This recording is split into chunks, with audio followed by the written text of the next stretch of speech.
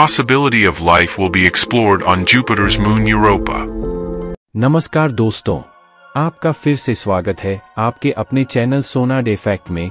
दोस्तों, पिछले वीडियो में हमने दुनिया की सबसे टॉलेस्ट बिल्डिंग यानी ऊंची इमारत के बारे में डिस्कशन किया था, लेकिन आज के इस वीडियो में हम जुपिटर प्लैनेट के मून अर्थात चंद्रमा यूरोपा से जुड़े कुछ अमेजिंग फैक्ट्स के बारे में बात करेंगे। पूरी जानकारी के लिए वीडियो को ध्यान से देखिएगा और हाँ, वीडियो अच्छा लगे तो हमें मोटिवेट करने के लिए वीडियो को लाइक और कमेंट जरूर करें। तो चलिए शुरू करते हैं। दोस्तों, स्पेस युग की शुरुआत के साथ ही इंसानों को यह सवाल हमेशा से ही परेशान करता रहा है कि क्या हमारे पृथ्वी से परे इस विशाल ब्रह्मांड में कहीं और जीवन मौजूद है। हमारे सबसे उन्नत स्पेस टेलीस्कोप्स दिन रात ऐसे ग्रहों के खोज में लगे हुए हैं जहां जीवन मौजूद हो सकता है, पर अभी तक उन्हें कोई बड़ी सफलता हाथ नहीं लगी है। शुरू में माना जाता था कि हमारे सौरमंडल के 2 ग्रहों में जीवन की सबसे ज्यादा संभावनाएं मौजूद है, जिनमें से एक है शुक्र ग्रह और दूसरा है मंगल ग्रह। पर कई सालों तक चले अध्ययनों से हमें यह पता चला है कि ये दोनों ही ग्रह जीवन के लिए उपयुक्त नहीं है और इन ग्रहों में किसी भी प्रकार के जीवन के होने की संभावनाएं न के बराबर है। जी हाँ, आपने बिल्कुल सही सुना। ऐसे में अब वैज्ञानिकों ने अपनी खोज यानी रिसर्च का दायरा शनि और बृहस्पति ग्रहों के चंद्रमाओं की ओर मोड़ने का फैसला किया है। अब आपके मन में यह प्रश्न उठ रहा होगा कि आखिर ऐसा क्यों? ऐसा इसलिए क्योंकि कई साल तक किए गए अध्ययनों से पता चला है कि इन दोनों ही ग्रहों के मून्स भले ही बाहर से बेहद ही ठंडे और निर्जन नजर आते हैं, किंतु इनके कुछ मून्स बेहद ही खास है, जिनके सरफेस पर जमे मोटे बर्फ की परत के नीचे विशाल लिक्विड वाटर के समुद्र मौजूद हो सकते हैं, जहां किसी प्रकार का माइक्रोबियल लाइफ या कॉम्प्लेक्स लाइफ भी मौजूद हो सकता है। पर हमें इनके बारे में और अधिक जानने के लिए इन चंद्रमाओं का करीबी से अध्ययन करना होगा। ऐसे में हाल ही में नासा ने ऐलान किया है कि वह जुपिटर ग्रह के मून यूरोपा का अध्ययन करने के लिए एक विशेष मिशन यूरोपा क्लिपर पर काम कर रहा है। पर आखिर यह मिशन क्या है और आखिर कैसे यह जुपिटर ग्रह के मून यूरोपा पर जीवन की खोज करेगा, यह सब जानेंगे हम आज के इस वीडियो में। After all, what is the Europa Clipper mission and how will it search for life on Jupiter's moon Europa? Italy के महान खगोल वैज्ञानिक गैलीलियो गैलीली ने साल 1610 में जुपिटर ग्रह की परिक्रमा कर रहे इसके 4 विशाल मून्स आयो, यूरोपा, गेनीमेड और कैलिस्टो की खोज की थी।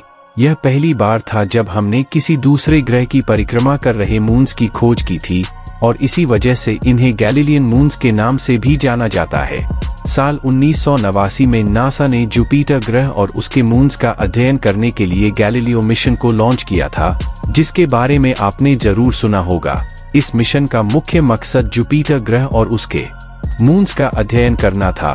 1989 से 1995 तक करीब 6 साल की लंबी यात्रा करने के बाद साल 1995 में यह स्पेसक्राफ्ट जुपिटर ग्रह के ऑर्बिट में दाखिल हुआ।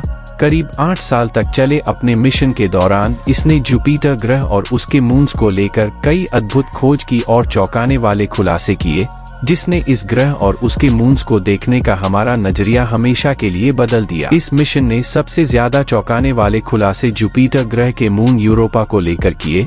गैलीलियो मिशन द्वारा जुटाए गए डाटा और धरती पर भेजे गए पिक्चर्स का अध्ययन कर वैज्ञानिकों को पता चला कि यूरोपा के सरफेस पर जमे कई किलोमीटर मोटे बर्फ के परत के नीचे विशाल लिक्विड सॉल्ट वाटर के ओशंस मौजूद हो सकते हैं। हाल ही में किए गए एक अध्ययन के अनुसार यूरोपा पर करीब 20 किलोमीटर विशाल बर्फ के परत के नीचे करीब 80 किलोमीटर गहरे महासागर मौजूद हो सकते हैं। अनुमान के लिए मैं आपको बता दूं कि धरती का सबसे गहरा समुद्री भाग मैरियाना ट्रेंच है, जो कि करीब 11 किलोमीटर गहरा है। यूरोपा पर पृथ्वी के सभी महासागरों में मौजूद पानी से भी 2 गुना ज्यादा पानी मौजूद है। ऐसे में इन विशाल समुद्रों में कई चौंकाने वाली चीजें मौजूद हो सकती है। वैज्ञानिकों के अनुसार यूरोपा के समुद्रों में जीवन के लिए जरूरी ऑर्गेनिक मॉलिक्यूल्स, एनर्जी और लिक्विड वाटर मौजूद है। ऐसे में इसके गहरे समुद्र की सतह पर किसी प्रकार का जीवन मौजूद हो सकता है। कुछ वैज्ञानिकों का मानना है कि इसके विशाल समुद्रों में बैक्टीरिया जैसे माइक्रोबियल लाइफ मौजूद हो सकते हैं। ऐसे में यह काफी हद तक हमारे पृथ्वी के शुरुआती दिनों के तरह हो सकता है, जहां इन सूक्ष्म जीवों के जरिए धरती के महासागरों में जीवन पनप रहा था।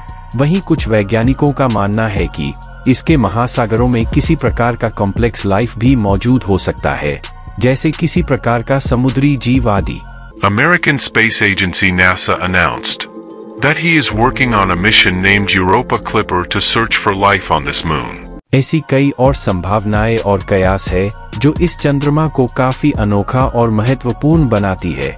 ऐसे में वैज्ञानिकों को इस चंद्रमा का करीबी से अध्ययन करना जरूरी था और इसी वजह से 25 अगस्त 2019 को अमेरिकन स्पेस एजेंसी नासा ने ऐलान किया कि वह इस मून पर जीवन की खोज के लिए यूरोपा क्लिपर नाम के मिशन पर काम कर रहा है, जिसे 2024 तक लॉन्च किए जाने की संभावना है।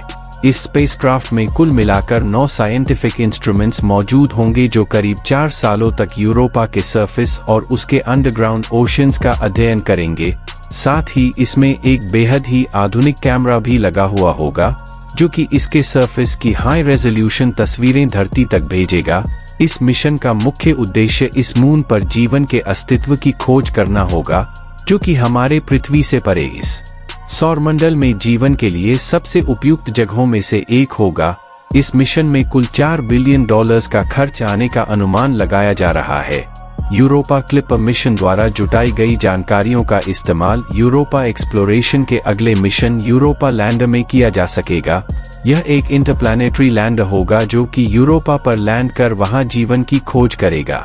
यूरोपा क्लिपर द्वारा जुटाए गए डेटा का इस्तेमाल कर वैज्ञानिक इस लैंडर के लैंडिंग के लिए सबसे उपयुक्त जगहों का चुनाव कर सकते हैं जहां जीवन के मौजूद होने की सबसे ज्यादा संभावनाएं मौजूद हो सकती है। दोस्तों, कैसी लगी ये जानकारी कमेंट में जरूर बताएं। आज के लिए इतना ही, फिर मिलते हैं किसी अन्य जानकारी के साथ। धन्यवाद।